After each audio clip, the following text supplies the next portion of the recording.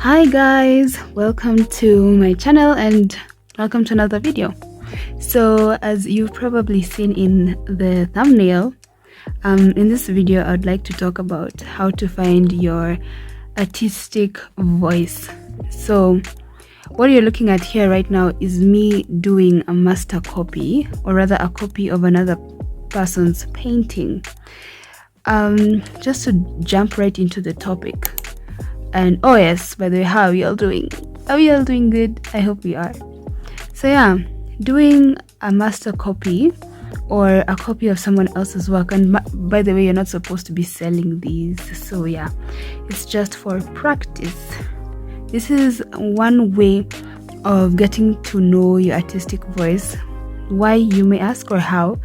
It's because you get to learn from other people. I mean, what can you really learn if you're not being taught by somebody else? There's a lot to learn, but generally knowledge is passed down and skill is passed down from person to person. So for me, I find art that speaks to me. I like the style, and I decided to just sit down and copy especially the brush strokes. So if you can notice, my tiger is not the same proportions as the reference picture. That's fine, because for me my main goal was to mimic the brush strokes within the painting. Now, as I am talking about this, I've just thought about the importance of mediums. My own is acrylic and the reference picture is oils. So keep that in mind when you want to copy someone's work or reference someone's work. The medium you use will dictate how your work ends up looking. So here is a very good example of acrylic paints at work. If you can see the dark parts, I had painted that not too long before this clip began, but it's already dry, so it's pretty impossible to can I say layer the colors, or to blend the colors. So you need to know exactly how to apply the colors to have this painterly look like what's on the whiskers or on the mouth. So that was a challenge that I had to learn and an obstacle I had to overcome, but it was worth it. So if you want to really learn who you are as an artist, I think challenging yourself is one of the best ways. Get a reference picture or a painting that is challenging. You clearly can tell, oh my god, my skill sets are not enough, and begin your journey in seeing how you can tackle this thing. You know, it helps your brain get out of this funk where you're like, oh, I don't speak this language of this medium, I don't know what to do. Come on, just try it. Try something new and you'll see that, you know, you can do it. Another great way to discover your artistic voice, or to know how you, can I say, sound like or draw like or paint like, is generally testing the waters. As you can see here, this is a drawing. This is a graphite pencil drawing. It's completely different from a painting, but if you stick, especially in the early years or the early stages of your artistic career, if you stick to one medium, fine, you will perfect that one medium, but you may be limiting your creativity and how your artistic voice sounds like.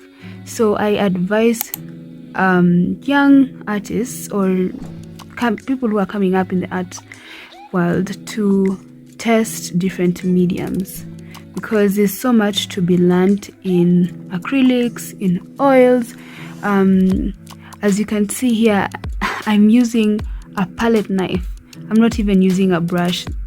I love using palette knives to add texture, to add dimension, and of course you can't do this when you're using graphite pencils.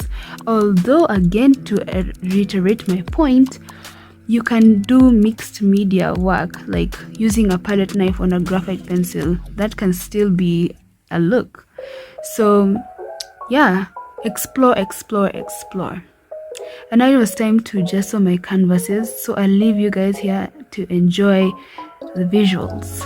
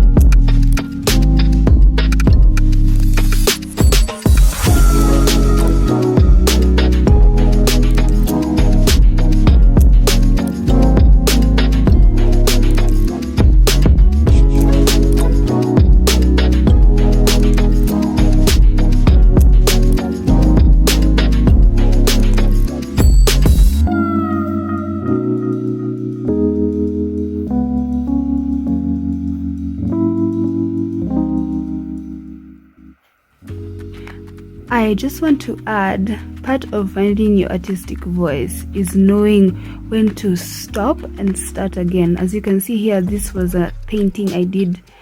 I did this painting in 2019. It wasn't working out for me, and so I decided to prime it and to start all over again, and that's what I did, and I'm happy about it. It's a new fresh canvas, and now I can do it in my style, like the style I've created in the past 3 years.